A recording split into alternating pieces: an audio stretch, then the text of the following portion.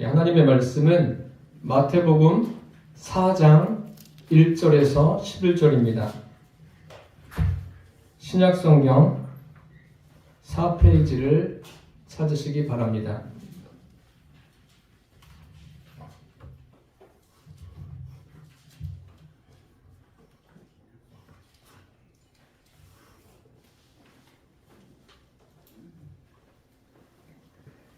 마태복음 4장 1절에서 11절입니다.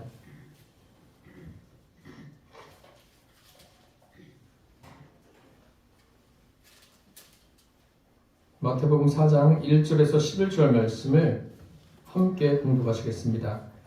그때에 예수께서 성령에게 이끌리어 마귀에게 시험을 받으러 광야로 가사 40일을 밤낮으로 금식하신 후에 줄이신지라. 시험하는 자가 예수께 나와서 이르되 내가 만일 하나님의 아들이거든 명하여 이 돌들로 떡동이가 되게 하라. 예수께서 대답하여 이르시되 기록되었으되 사람이 떡으로만 살 것이 아니요 하나님의 입으로부터 나오는 모든 말씀으로 살 것이라 하였느니라 하시니, 이에 마귀가 예수를 거룩한 성으로 데려다가 성전 꼭대기에 세우고 이르되 내가 만일 하나님의 아들이거든 뛰어내리라. 기록되었으되 그가 너를 위하여 그의 사자들을 명하시리니 그들이 손으로 너를 받들어 발이 돌에 부딪히지 않게 하리로다 하였느니라. 예수께서 이르시되 또 기록되었으되 주 너희 하나님을 시험하지 말라 하였느니라 하시니, 마귀가 또 그를 데리고 지극히 높은 산으로 가서 천하 만국과 그 영광을 보여 이르되 만일 내게 엎드려 경배하면 이 모든 것을 내게 주리라. 이에 예수께서 말씀하시되 사탄아 물러가라. 기록되었으되 주 너희 하나님께 경배하고 다만 그를 섬기라 하였느니라. 이에 마귀는 예수를 떠나고 천사들이 나와서 수종드니라. 아멘. 오늘 말씀의 제목은 내가 만일 하나님의 아들이거든, 이러한 제목으로 함께 은혜를 나누겠습니다. 오늘 본문의 내용은 예수님께서 마귀에게 시험 받으시는 그런 내용이 기록되어 있습니다. 3번의 시험을 받으시고 또 그 시험을 예수님이 이기십니다. 이 사건을 통해서 우리에게 말씀하시려고 하는 것이 무엇인가를 함께 나누겠습니다. 첫째로 이 돌들이 떡덩이가 되게 하라고 합니다. 예수님께서 40일을 금식하셨습니다. 그리고 성령에 이끌려서 이제 광야로 가셔서 시험을 받으십니다. 40일을 금식하신 후에 그 시험하는 자 마귀가 예수님을 시험하는데 그 시험의 내용이 이렇습니다. 내가 만일 하나님의 아들이거든 명하여 이 돌들이 떡덩이가 되게 하라. 내가 만일 하나님의 아들이거든. 내가 만일 하나님의 아들이라면 하나님의 아들됨을 지금 나에게 증거하라는 거예요. 예수님은 성령에 이끌려서 광야에 계십니다. 광야가 어떤 곳입니까? 황폐한 곳입니다. 아무것도 없는 곳이고 사람이 살기에 부적합한 곳입니다. 여러분들은 광야하면 무슨 생각이 나십니까? 우리 인생길도 광야에 비유해서 말하고 있지 않습니까? 광야 같은 인생길. 그 광야에서 우리는 참 다양한 것을 겪죠. 성경에 보면 출애굽한 이스라엘 백성들이 광야에서 무엇을 겪습니까? 하나님의 은혜를 경험함에도 불구하고 그들은 하나님을 섬기지 않았다는 것을 우리가 알 수 있습니다. 실패한 거죠. 그것뿐만 아니라 우리 인류의 조상인 아담과 하와도 에덴 동산, 그것도 광야 아닙니까? 그곳에서 마귀에게 시험을 받아서 실패하게 됩니다. 그런데 예수님도 역시 지금 광야에서 마귀에게 시험을 받습니다. 하나님의 아들임을 증명해 보이라고 마귀가 이야기하고 있죠. 어떻게 하실까요? 이 돌들이 떡덩이가 되게 하라. 예수님께 돌이 떡덩이가 되게 하는 것은 별 문제가 되지 않습니다. 아주 사소한 일이고 간단한 일입니다. 쉽게 이 상황을 넘어갈 수 있습니다. 그런데 예수님은 그 돌이 떡덩이가 되게 하지 않으십니다. 이제 주경학자들도 보면은 예수님이 40일을 금식하시고 얼마나 배고프셨을까? 마귀가 유혹할 때 그 유혹에 대해서 예수님께서 배고픔을 더 느끼지 않았을까? 그런 분들도 계신데 예수님은 단호하게 말씀하시죠. 어떻게 얘기십니까?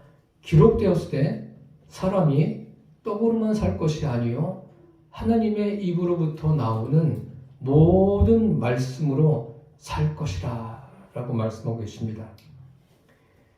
여러분들은 이 말씀을 알고 계시죠?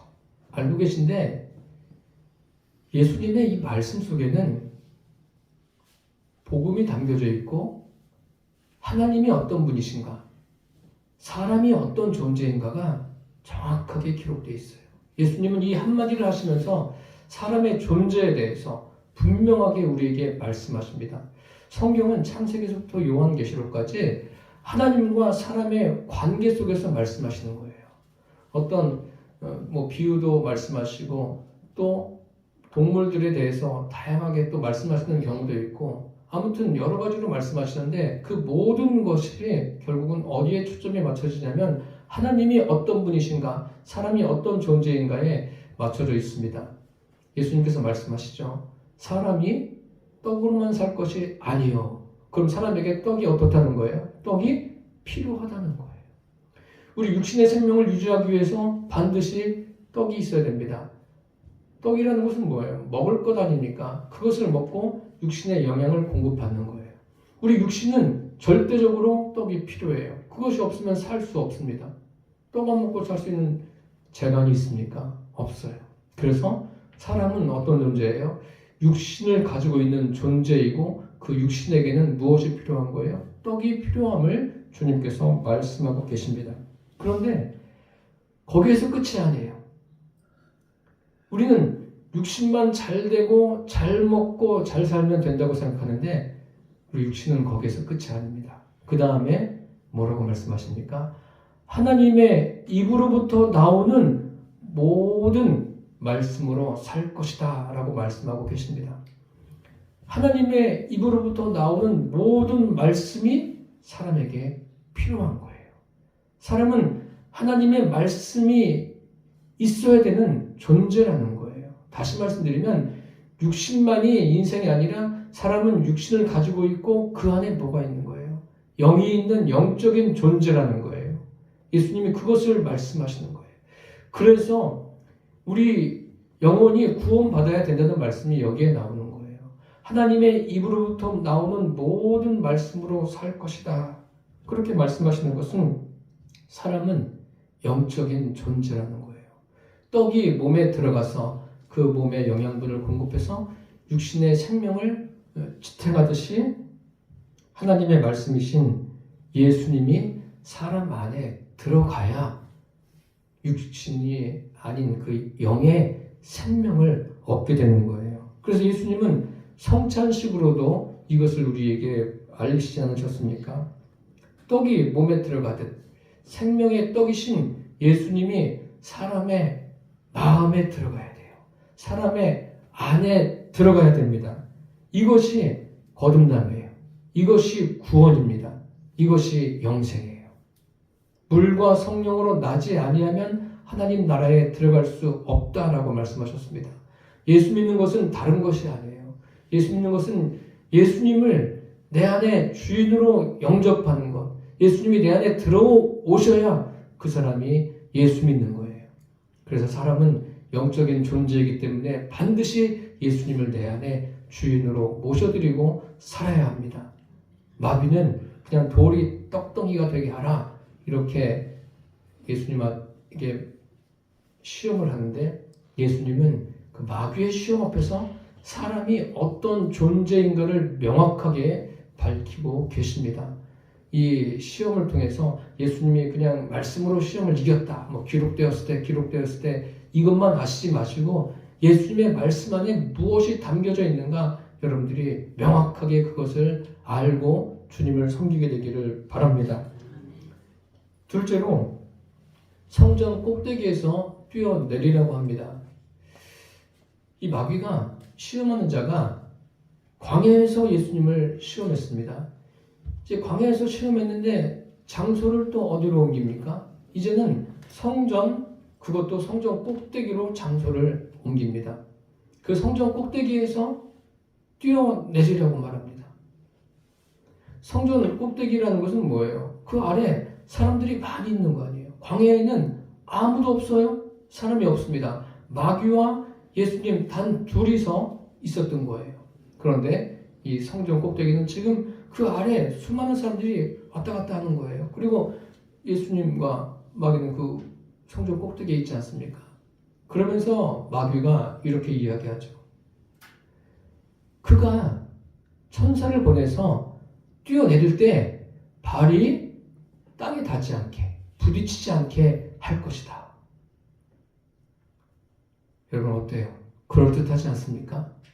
뛰어내리면 그 다음부터는 예수님이 막 힘들게 말씀을 전하시고 할 필요가 없어요. 사람들이 그냥 알아서 다 따라오는 거예요. 왜요? 뛰어내렸는데 사뿐하게 발이 그냥 살짝 부드럽게 땅에 닿는 거 아니에요. 그럼 더 이상 뭐가 필요하겠습니까? 더 이상 이걸로도 예수님이 하나님의 아들이심이 증명이 되는 것 아닙니까? 예수님의 그 형제들도 그런 말을 한 적이 있습니다. 초막절이 가까울 때 예루살렘으로 이제 사람들이 모입니다. 그때 그 형제들이 예수님께 이런 말을 해요. 자신을 세상에 나타내소서. 그러면서 형제들은 그때까지도 예수님을 믿지 않습니다. 그러면서 예수님을 나타내 보이라는 거예요. 숨지 말고 나타내라는 거예요. 다른 사람에게 무엇인가 보이라는 거예요. 그 예수님께서 그 높은 곳에서 떨어져야 되는 이유가 뭐예요? 이유는 한 가지예요. 마귀가 원하는 것은 다른 사람에게 나타내 보이십시오. 예수 믿는 것을 다른 사람에게 무엇인가 나타내 보이려고 예수 믿습니까? 그게 아닌 거예요. 예수님이 뛰어내리면 정말 얼마나 멋져요. 요즘에 그런 거 있지 않습니까? 아주 높은 곳에 올라가서 낙하산을 타고 내려오는 사람들. 그것 때문에 실제로 그렇게 하다가 죽기도 하고. 왜 그렇습니까? 유튜브에 영상을 올려가지고 사람들로 하여금 그 영상을 보게 하는 거 아니에요. 별 희한한 사람들이 다 있어요. 자기의 생명과 바꾸는 거예요. 아주 높은 곳, 절벽이 됐든 어떤 건물이 됐든 높은 곳에서 뛰어내리면서 낙하산을 펼쳐요. 그게 무엇입니까? 자기를 드러내고자 하는 거예요. 지금 마귀의 시험이 그런 거예요. 예수님에게 드러내려는 거예요. 이것이 마귀의 전략입니다. 많은 사람 앞에서 뛰어내리면 사람들이 인정하지요. 눈으로 봤으니까. 여러분 속아 넘어가지 마십시오. 신앙생활은 누구누구에게 사람에게 인정받으려고 하는 게 아닙니다. 예수님도 말씀하시지 않습니까? 사람에게 보이려고 너희 의를 행치 않도록 조심하라고 하시지 않습니까?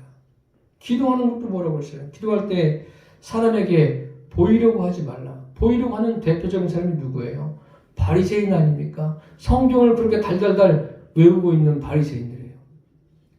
교회도 마찬가지예요. 목회자도 마찬가지예요.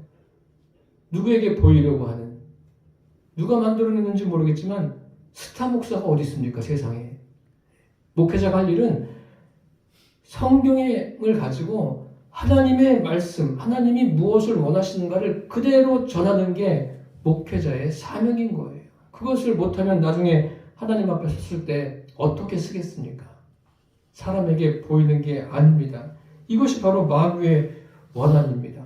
이것을 쫓아가다가는 결국은 껍데기밖에 안 남는 거예요. 교회 열심히 다녔는데 수십 년 다녔는데 나중에 알고 보니까 껍데기만 있는 거예요. 그렇게 하지 마세요. 사람을 의식하지 마십시오. 경건의 모양은 있으나 경건의 능력을 부인하는 자에게서 내가 돌아서라고 하지 않습니까? 경건의 모양이 뭐예요? 외형적으로 보여지는 것, 거기에 너무 집중하지 마세요. 내 내면이 어떤가를 볼 수 있는, 지금도 마찬가지예요. 설교를 들으면서 내 내면은 어떤가, 거기에 관심을 가지세요. 주님이 그것을 원하시는 거예요. 경건의 모양, 겉으로는 보여지죠. 경건의 능력은 뭐예요? 안 보인다는 거예요. 우리 육신으로는 분별이 되지 않는 거예요. 하나님의 자녀로서의 구별된 모습이 무엇일까요? 그것은 외적인 것은 아무것도 없음을 아셔야 돼요. 오직 내면에 우리가 이것을 주님 안에서 극복해 가야 돼요. 그래야지 그 마귀의 유혹으로부터도 이길 수가 있고 믿음이 더 성숙한 대로 나아갈 수가 있어요. 예수님이 말씀하시죠. 성전 꼭대기에서 뛰어내리라 하니까 예수님이 뭐라고 그러십니까? 또 기록되었으되 주 너희 하나님을 시험치 말라. 우리는 그 예수 믿으면서 그런 말 많이 하죠. 하나님께 영광을 돌리기 위해서 한다. 그런데 가만히 생각해 보세요. 말은 그렇게 하는데 내 속은 어때요? 속은 다른 사람은 몰라요. 누구만 합니까? 하나님과 나만 아는 거예요. 참 신앙생활이라는 게 어려운 거예요. 사람들에게 감동을 주기 위해서 합니까? 아니에요. 하나님, 정말 하나님, 내가 내 안에 계신 하나님에 대한 그 믿음이 제대로 있어야 됩니다. 주님이 그것을 원하시는 거예요. 진실한 그리스도인이라는 것은 다른 사람이 나를 어떻게 생각하는가 그게 아닌 거예요. 거기에 관심을 가지니까는 굉장히 사람들이 부자연스러워지는 거예요. 목회자들도 부자연스러워지는 거예요. 사람들을 의식하고. 아니에요. 살아계신 하나님, 지금도 성령으로 우리 안에 계신 그 하나님을 우리가 얼마나 의식하면서 사는가, 주님이 그것을 원하시는 거예요. 우리가 그런 말 하지 않습니까? 오직 예수. 교회도 이제 슬로건으로, 표어로 오직 예수. 우리 교회도 뒤에 오직 예수라고 저기 써놨는데, 오직 예수가 무엇입니까? 오직 예수는 다른 것이 아니에요. 내 안에 계신 예수님께만 집중하는 게 오직 예수인 거예요. 그분께만 집중하세요.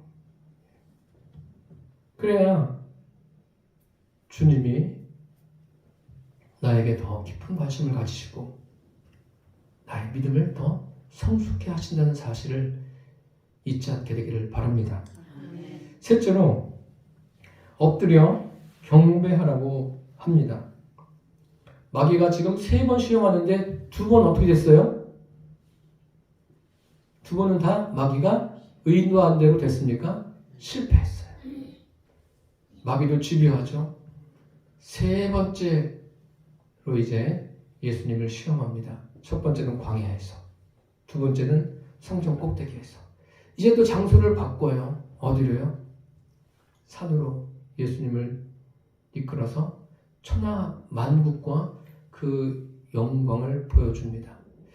여기에 이 천하 만국이 오늘 이 예수님을 시험하는 내용이 마태복음과 마가복음과 누가복음에 기록되어 있는데 마가복음은 짧게 돼 있어요. 2절로 돼 있고 그 마태복음하고 누가복음은 좀 길게 돼 있는데 달라요.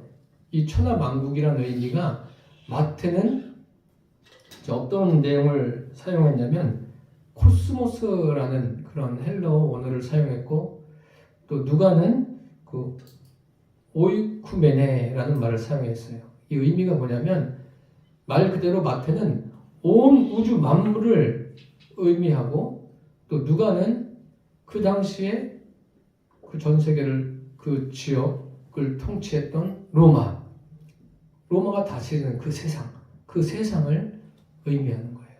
어쨌든 그것을 다 보여주고 뭐라고 이야기하냐면 자기에게 엎드려 경배하라는 거예요. 그러면은 어떻게 하겠다는 거예요? 이것을 다 주겠다는 거예요. 이 세상에 있는 이런 것들을 다 주겠다. 이것도 그럴듯하지 않습니까? 마귀의 원함은 뭐예요? 이 세상도 지배해야 되지 않겠느냐라고 말하는 거예요. 이 세상에서도 좀 높아져야 되지 않겠느냐? 예수님께 좀 그렇게 시험하는 거예요. 그리고 기도할 때 그런 기도하는 경우가 있죠. 그리스도인들은 머리가 되고 꼬리가 되지 말게 해달라고. 그러면 꼬리는 누가 되는 거예요?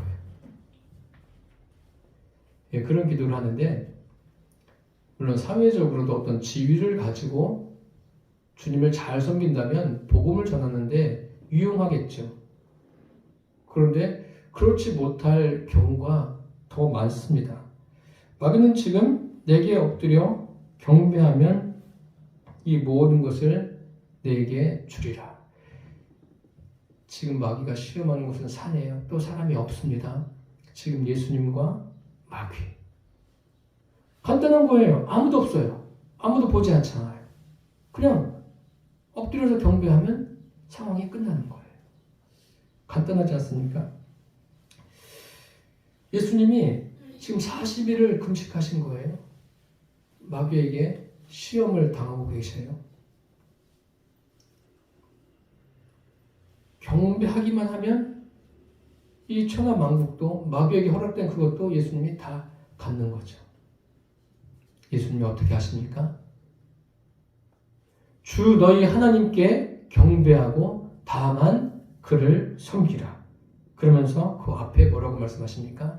사탄아 물러가라. 기록되었을 때 주 너희 하나님께 경배하고 다만 그를 섬기라. 주님을 섬기는 게 뭐예요? 주님과 온전한 연합 가운데 살아가라는 거예요. 진실한 그리스도인은 예수님만 바라보는 사람이 진실한 그리스도인이에요. 그럼 제가 여러분들에게 한 가지 질문할게요. 마귀는 지금 예수님이 하나님이심을 알고 있습니까? 모르고 있습니까? 알고 있어요. 아니 감히 하나님이신데 마귀 주제에 하나님을 시험하고 있어요. 이거 어떻게 된 거죠? 마귀는 하나님을 시험할 수 없습니다. 감히 그럴 수 없는 존재예요. 그런데 지금 오늘 본문에 보니까 마귀가 하나님을 시험하고 있어요. 이게 뭐죠?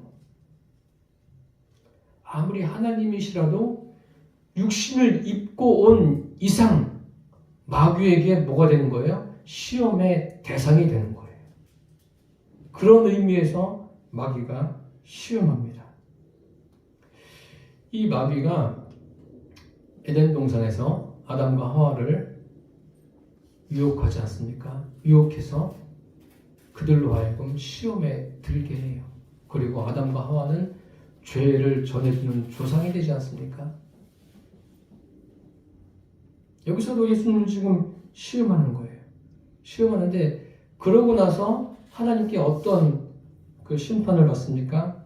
모든 짐승보다 더욱 저주를 받아 배로 기어다니고 종신토록 뭐 한다고 그랬어요? 흙을 먹을지니라. 그러니까 마귀는 뭐예요? 하나님이 허용하신 범위 안에서 흑인 사람을 유혹하고 미혹하고 시험하는 그게 마귀의 본분이라는 것을 여러분 아셔야 돼요. 그게 마귀가 하나님이에요. 하나님이 정하신 범위 안에서 말입니다. 예수님께서 40일을 금식하시고 마귀에게 시험을 받으시는데 사람들이 40일 금식이 딱 끝난 다음에 마귀가 시험했다. 이렇게만 생각하는데 그게 아니에요. 마귀의 시험은 뭐예요? 예수님이 40일 금식하는 내내 마귀가 시험한 거예요. 그것을 잊지 마셔야 돼요. 시험한 내용이 이렇다는 것을 아셔야 돼요. 그럼 마귀가 왜 이렇게 계속 시험합니까?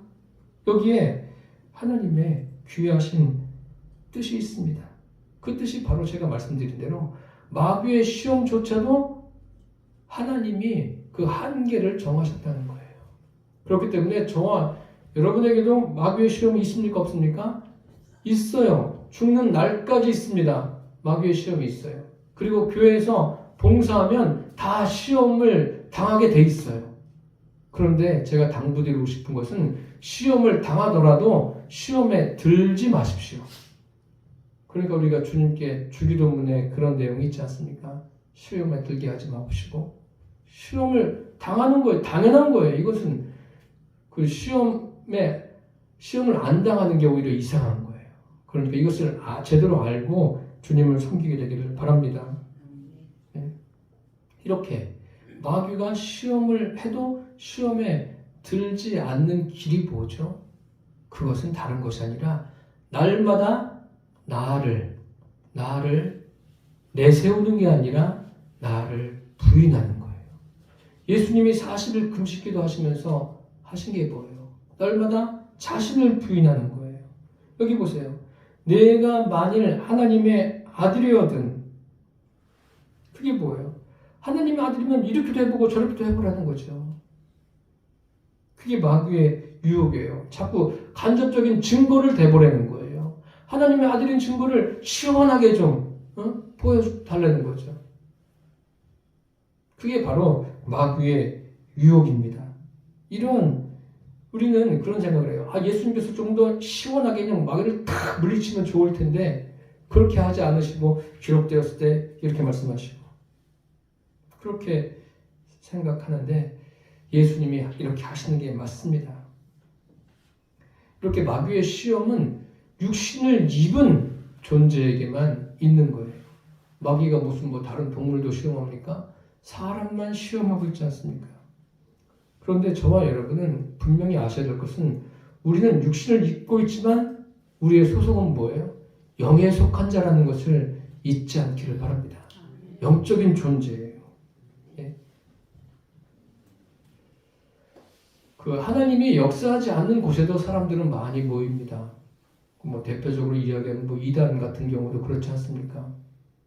하나님이 역사하지 않는 곳. 그리고 그 하나님이 역사하지 않는 곳에도 많은 사람들을 충분히 감동시킬 수 있어요. 그런데 누구도 흉내낼 수 없는 것. 누구에게도 타인에게도 어떤 물적 증거를 댈 수 없는 것이 뭐냐면 주님을 향한 우리의 믿음이에요. 성령으로 거듭나는 것. 이것에 대해서 우리가 다른 사람들에게 아무리 설득하고 이야기한다고 알아듣겠습니까? 이것을 깨닫게 하시는 분이 누구예요? 성령 하나님이세요. 돌이 떡덩이가 되게 하는 능력, 높은 곳에서 뛰어내렸을 때 천사가 와서 탁 받아주는 그러한 역사, 또 체험을 통해서 하나님의 자녀가 되게 하는 그런 방법들, 이게 다 마귀가 유혹하는 거예요. 여러분 생각해 보세요. 하나님은 예수님이 십자가를 지실 때 그것을 통과하게 하셨어요. 스데반이 돌에 맞을 때 어떤 생각이 들 수가 있어요? 하나님이 돌이 날아오는 것을 다 막아줘가지고 스데반이 순교하지 않았으면 더 많은 사람에게 복음을 전할 수 있었을 텐데, 그런데 하나님은 그냥 막게 하셔요. 왜 그렇게 하실까요? 그게 바로 하나님의 방법이에요. 하나님을 섬기는 것, 하나님을 경배하는 것은 뭐예요? 날마다 나를 부인하는 데 있는 거예요. 한 번 부인하고 끝나는 것이 아니라 사도 바울이 그렇게 말하지 않습니까? 고린도 교회 편지하면서 나는 날마다 죽노라. 그게 뭐예요? 날마다 나는 나를 부인한다는 거예요. 아침에 일어나면 가장 먼저 하는 것이 자기를 부인하는 거예요. 자기를 부인하고 주님을 높이는 것, 그것 하는 거 아닙니까? 여러분들은 오늘 지금 설교를 들으시면서 이 세 가지 시험 중에서 뭐가 가장 중요하다고 생각하십니까? 어떤 시험이? 이 성경을 집에 가서 한번 읽어보세요. 마태복음과 누가복음을 읽어보면 좀 차이가 있어요. 어떤 차이가 있냐면 아시는 분들은 아시겠지만 이 시험의 순서가 마태복음에는 돌이 떡덩이가 되게 하라. 그 다음에 또 성전 꼭대기에 올라가서 뛰어내리라. 그 다음에 세 번째가 그 산에 가서 천하만국을 보여주고 경배하라. 그래서 누가복음은 두 번째, 세 번째가 바뀌어져 있어요. 혹시 아시는지 모르겠어요. 그래서 왜 마태복음하고 누가복음이 이렇게 다른가? 그렇게 질문하니까 제 질문에 대한 그 답들이 주석책들에 나와 있는데 그런 거예요. 마태는 이 성경을 기록할 때 주제별로 자기가 주제별로 기록했다 그렇게 이야기하고 누가는 그 시간의 흐름에 따라 연대기적으로 기록해 놓았다 그렇게 그 주석책에 기록되어 있습니다. 그런데 그게 중요한 게 아니라 여기에서 바뀌지 않은 것은 첫 번째는 바뀌지 않았어요. 예수님께서 그 시험받은 돌이 떡덩이가 되게 하라. 그것은 그대로 있는 거예요. 마귀가 돌을 떡으로 만들어서 먹으라고 했어요? 그런 얘기 안 했어요. 떡덩이가 되게 하라는 그렇게만 하지 않았습니까? 그런데 예수님은 뭐라고 말씀하셔요? 사람이 떡으로만 살 것이 아니다. 마귀하고는 그 대화 흐름이 이렇게 부드럽지가 않아요. 다르죠. 마귀가 이야기하는 거. 이게 뭐냐면요. 그 창세기에 보면은 아담과 하와를 유혹할 때도 그냥 원인만 제공했지 넘어간 건 누가 넘어간 거예요? 아담과 하와가 그냥 홀딱 넘어간 거예요. 예수님께도 뭐예요? 마귀는 원인을 제공해 주는 거예요. 원인을 제공해 주어서 그 사람으로 하여금 하나님과 멀어지게 하는 것이 마귀의 전략인 거예요. 그것을 분별해낼 수 있는 그 믿음을 저와 여러분이 갖게 되기를 바랍니다. 사람이 떡으로만 살 것이 아니다. 우리 육체는 떡이 반드시 필요해요. 뭐 맛있는 것도 필요하고 또 영양가가 있는 것도 필요합니다. 그런데 영혼을 위해서 아무리 맛있는 음식을 먹는다고 해서 영혼이 성숙하고 영혼이 살집니까? 그것은 아니에요. 영혼을 위해서 가장 필요한 게 뭐예요? 하나님의 말씀 외에는 없어요. 그래서 하나님의 말씀을 저와 여러분이 내 안에 늘 머물게 하시기를 바랍니다. 예수님은 참 금식이 무엇인가를 보여주는 거예요. 우리 기독교인들이 또 부활절 전에 뭐 고난주간 해가지고 금식하지 않습니까? 근데 금식을 왜 하는지 알고 하셔야 돼요. 그냥 예수님이 고난 받으셨으니까 고난을 생각하면서 아니에요. 그런 정도가 아니에요. 금식은 뭐예요? 내가 죽는 거예요. 나를 부인하는 게 금식인 거예요. 예수님이 그것을 우리에게 보여주신 거예요. 40일이란 이 시간을 굉장히 지금 짧게 설명한 거예요. 자기를 부인하시니까 이렇게 하나님을 드러낼 수가 있는 거예요. 자기 부인을 하지 않으면 누가 드러나요? 자기가 드러나는 거예요. 제가 말씀드렸나요? 제가 어릴 때부터 신앙생활하면서 목사님들이 그 설교하기 전에 어떤 부흥회를 한다든지 하기 전에 가장 많이 기도하는 내용 중에 하나가 그거예요. 주의 종을 십자가 뒤로 감추어 주시고, 기도는 십자가 뒤로 감추어 줬는데 기도 끝나면 뭐예요? 다시 십자가 앞으로 나와요. 십자가는 뒤로 가고 자기가 증거되는 거예요. 아니에요, 여러분. 내 안에 계신 예수님만이 증거되는 것, 이것이 믿음인 거예요.